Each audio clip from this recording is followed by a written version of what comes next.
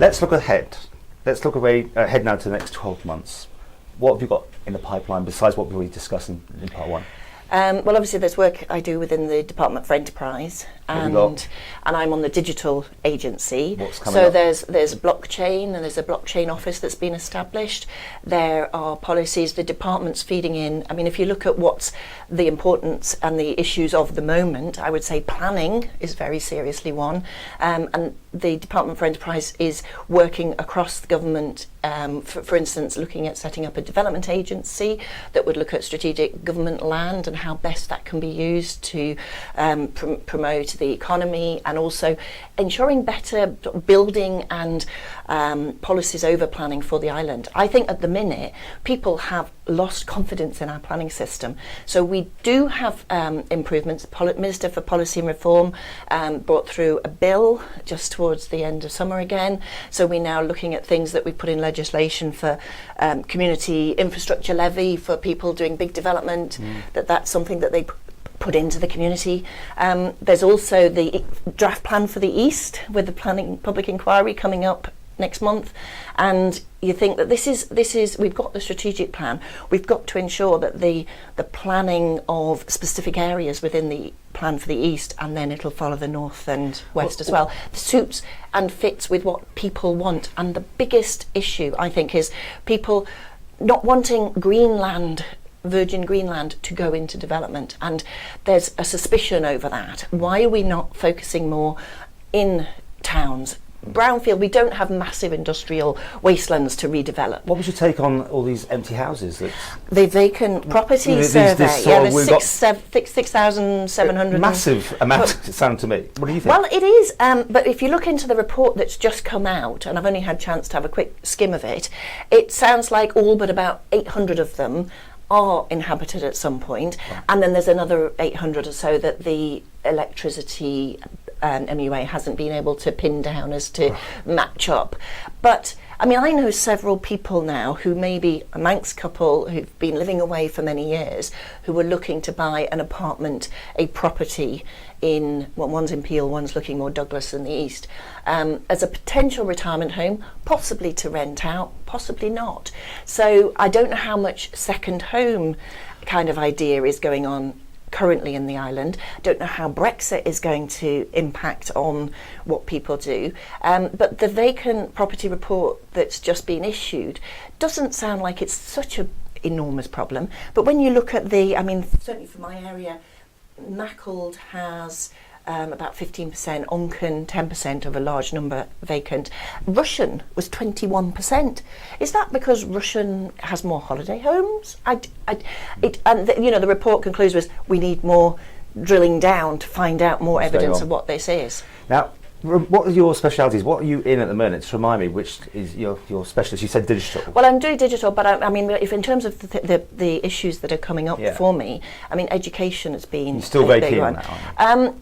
Only because I see that there are issues and I'm getting a lot of contact about it. And the other one is, I've got a meeting next week actually with somebody, a mother of 3, who is revisiting the food bank, for instance. So I think, and also when you've got the report just come out about homelessness, and government still going on it, we need more research to establish, do we have a homeless problem? 43 individuals, 300 bed nights in 6 months. I think we do have some homeless, some underlying social issues. There's a meal consultation, right? They're saying that. I'm saying, and when I raised questions in July to the Chief Minister, do you think we've got a problem? There's no evidence to. Let's talk about your relationship with the Chief Minister, because we've got those classic pictures, didn't we, at the NSC? Clearly, there's a. I don't fear. I'm a positive little person. I'm wanting to achieve things where I see problems that people are having running up against authorities. So whether that's education department over exam boards, or whether it's homelessness, property. We do need a housing strategy, and that's not really advanced as far as it needs to come. So we need affordable housing, building in certain areas. Now that needs to be balanced against greenbelt land and virgin greenfield sites and all the rest of it. But yes, we need more strategic thinking. I'm not antagonistic for the sake of it. I have certain issues that I'm wanting. You know you've I'm not upset going him. to upset him. You know you've upset him. The He's upset issue, you as well. Not at all, no. I think he's a good person, but I think his priority and his focus has firmly been on Westminster negotiations and Brexit. So he's misguided? And I'm thinking, no, that's a very necessary part of what needs doing. Yeah, I'm but saying where I'm coming from, Yeah. and I suppose the Minister for Policy and Reform is the one who's the focus on. The areas that I can see coming forward are the ones that people want sorting out. And I mean, I include in that, in terms of what affects people, just the roads, the basic infrastructure, Richmond Hill, resurfacing, speed limits, reviews of under the road safety strategy. We've got the road safety strategy, woohoo, January. What's happened with it? How do we refer areas to be reviewed? And that was another section of questions I've had. And I've had good correspondence from the DOI to say, yes, we'll look at it. Yes, we'll put a process in place. But it's the things that affect everyday life, road surfacing, potholes, How frustrated planning. are you? You seemed fairly frustrated. I am looking forward to focusing on the things that matter, that matter to people and therefore matter to me, to make life better, just work better for the majority of people. But this frustration, in Tynwald and videoing it, you certainly can see there's certain ministers you seem to really roll your eyes at sometimes. True? Not only me, and I suppose there's certain ministers who roll their eyes at me. Right. But that is the normal parliamentary cut and thrust. You like if you've that? got an issue, you need to raise it. It's up to them to respond. It's up to me to keep going, and until something is resolved for the better. Are you still enjoying yourself? Yes. Will you be standing again?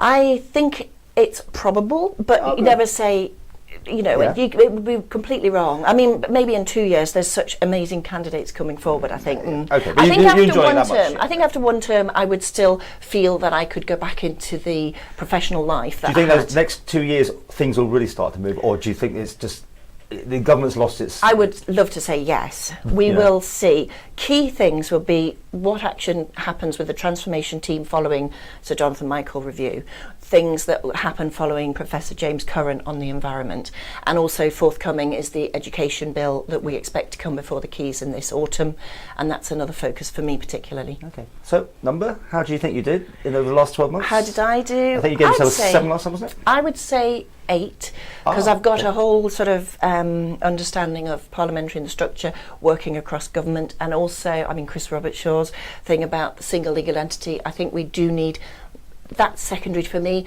a single government organisation working better, more cohesively joined up. That's something I would like to see more movement to, which we will get the more policies are sent up the line in terms of environmental policy being done across, impacting every department in every way. And the government, I think it was 7, wasn't it, the last time? I would say, I'd still say 7. Oh, but just making just, I think it's 7.5 actually, maybe, or was it you? I don't know. I'd still say 7 because they've done all the preparation work now. So next year we're wanting to see the delivery of it in so many areas. So they've done their preparation, they've researched, they've gathered their evidence in a lot of those areas, particularly social. We want to see it. And I think, I'd say that Treasury's had a good year, particularly. There have been increases in personal allowances and taxes. There's been more money improvement in child benefit, in childcare funding. Yeah. So, and they've still got a surplus at the end of it. Yeah. I think Treasury particularly are listening and have had some small successes. And of course, the biggest thing that Treasury did out of DOI was allow us as a nation to buy the steam packet. So I think Treasury is quite progressive in what it's achieved.